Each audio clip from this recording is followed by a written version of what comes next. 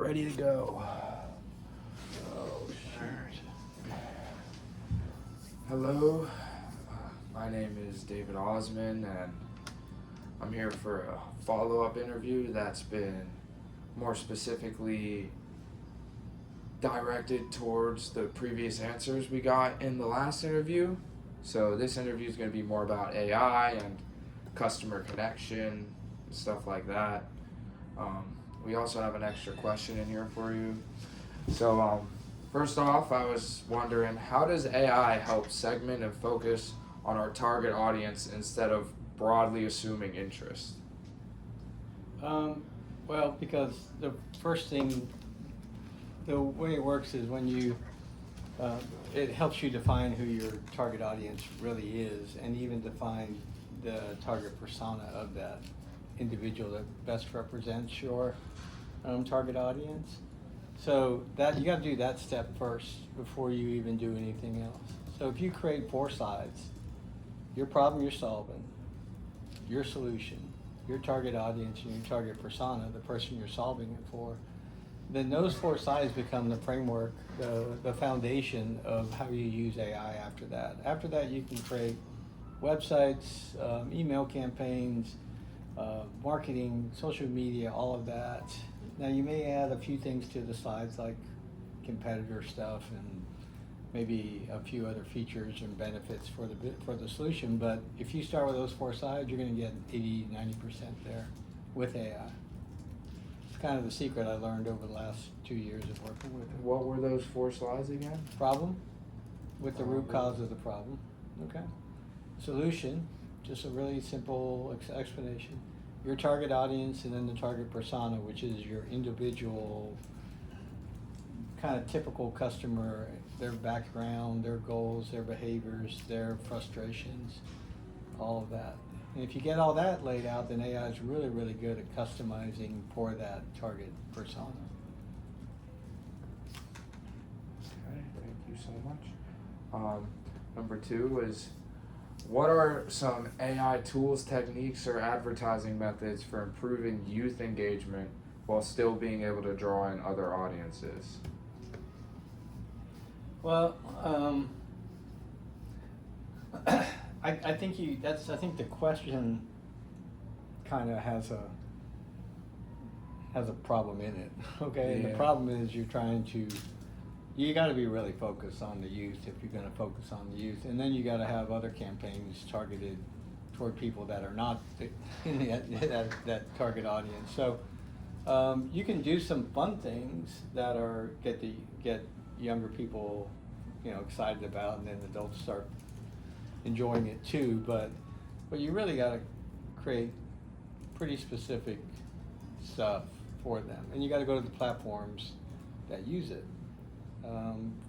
For instance, most of the younger people are on TikTok, but people between 18 and 29 using Instagram, it's only 8%.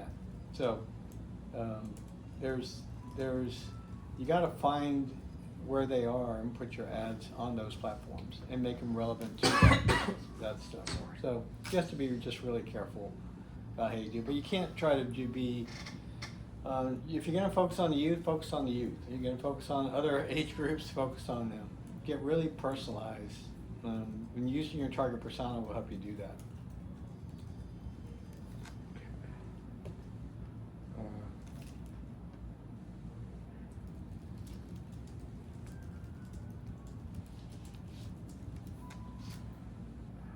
Thank you so much. In what ways can technology bring a sense of freshness to improve the art side and overall experience of Arts Bonita? Arts Bonita? I don't know anything about Arts Bonita, so I'm not sure how I would do that. Okay. Sorry. Arts Bonita is the project that we're going to be pitching this to. Okay. So yeah, you'd have to be the one to apply that based on what you learn. You can do some deep research on AI. I would use the deep research part to get up to speed really quickly on that, because I'm doing work for Sanibel right now. I'm trying to help with hurricane efforts, and I didn't know anything about Sanibel and the hurricane efforts but I was able to, in 10 or 15 minutes of using AI, the deep research part of it with chat, to create a 25-page plan for them and create a dashboard in Replit in like 2 or 3 hours. So I became not an expert, but I was able to do what I did, not knowing anything about it before, by using AI. The deep research part will get you up to speed really quickly. Okay. And I would start there. And for all students right now, ChatGPT is giving 2 months free if you're a student. And so now you can use the deep research all you want for 2 months. I would dive into that like immediately. Thank you. Yeah. Do you have any AI recommended, like art-based AI programs or anything that's, you know, like currently used in a similar category? I just made this ad with ChatGPT. I don't know if you can see it, but this capability just came out about a week ago. You can I created this ad, I created that ad. These are all made with ChatGPT. That's pretty So funny. you have got to get the paid version, or the 2 months for free. And is that a separate thing? No, than it's chat, under ChatGPT 4.0. Okay. The image creation is underneath that. So you can get extremely creative with it. I don't think you need to go anywhere else. And then on the video side, you can use Veed, Kling, Sora. You do get access to Sora if you do the 2 months free for students right now, and you could play with that. So I think the best way I would get creative is using chat with you and start coming up with cool stuff. All right, so this next one's sort of about AI and art, like the physical art versus the digital art. Mm-hmm. So we were wondering, how do you see art being protected in the future, and do you think AI will play a part in this, or do you think it will be specifically the thing that we're trying to prevent, you know? Well, no one's going to be able to prevent it, because the art that goes into the training data they're not stealing that part. You're helping it create weights, which is kind of a complicated way to say they're only using in the calculations they're not actually getting the actual images. But I could take Picasso and, I don't know, some other artist, and I could combine them into an artistic piece that you would recognize pretty quickly as where it came from. That's kind of crazy. But the copyright laws are way behind the AI technology. At some point, there's got to be some standard set on what you can do. But it's going to be really difficult as an artist, unless you're a great artist, to compete with what can be done in AI.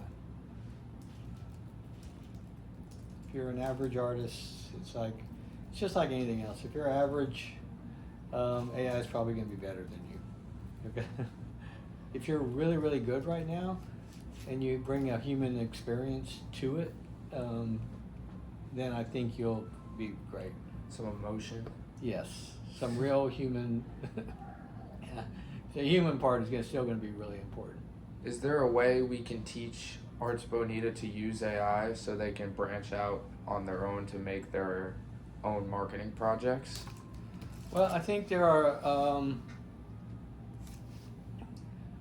all the major ad agencies are using AI now, and you see even movie producers and everybody else, they're all using it.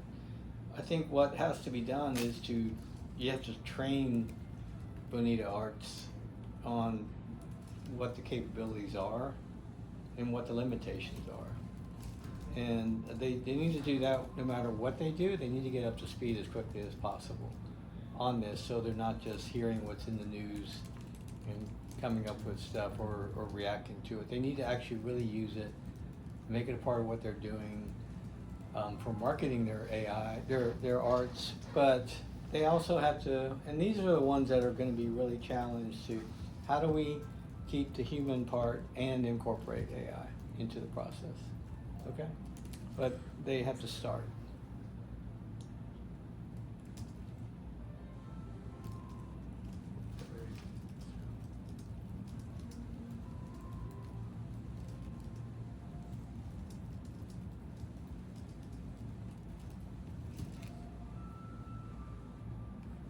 Okay, and then one more question for you, and we'll wrap this up.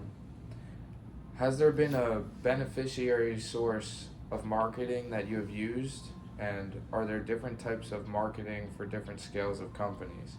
Would you use the same marketing for, let's say, Arts Bonita, like we've been talking about, versus like a personally funded startup or FGCU? So I guess what I would say is a startup starts with nobody aware of it. So there's a problem right there that you have to build awareness. And so you have to come up with some really interesting growth hack strategies before you even start implementing the marketing part of it. So you have to try things a little bit differently. I'm not sure who the client base is of Bonita Arts is right now, but I would start with that and understand those clients first and those customers that come there and why they like it, and what they view the brand of it is.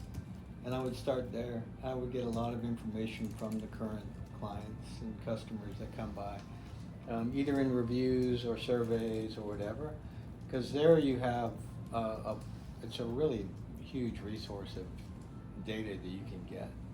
And you'll understand not just what Bonita says their brand is, but what their customers say, and where they are, and where they live, and why they come, and all that stuff.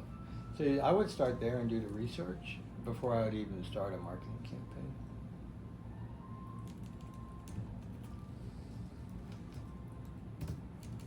And then I would take all the data, throw it into AI, and tell me what the brand, what does this brand represent to its current customer base? And I would walk through that with AI and do a lot of research with it. But I would gather data first. You can't do that with a startup. It's really difficult. After gathering data.